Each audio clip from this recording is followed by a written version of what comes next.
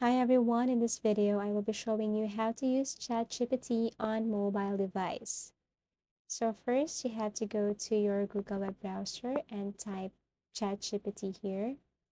And then once done, click and you can click the first one.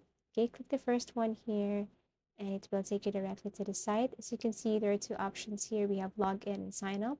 Now, if you have an existing account, all you have to do is to tap this login. But of course, we are starting, so you have to tap this sign up.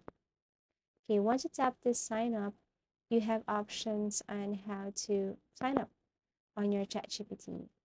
So we have here, first, you need to type your email address or enter an email address, a valid email address here. And then tap continue and they will ask for a password. It should be a strong, unique password. Okay, never ever forget this one. And then once done, click continue. So as you can see below, your password must contain at least 8 characters. So you have to follow this one. And as you can read here, it says, please note that phone verification is required for sign up. Your number will only be used to verify your identity for security purposes. So once you provide everything, then you can start ChatGPT. So this is what it looks like.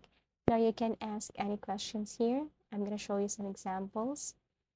Okay, so let's just say example essays or example of essays, something like that. So ChatGPT will provide samples of essays.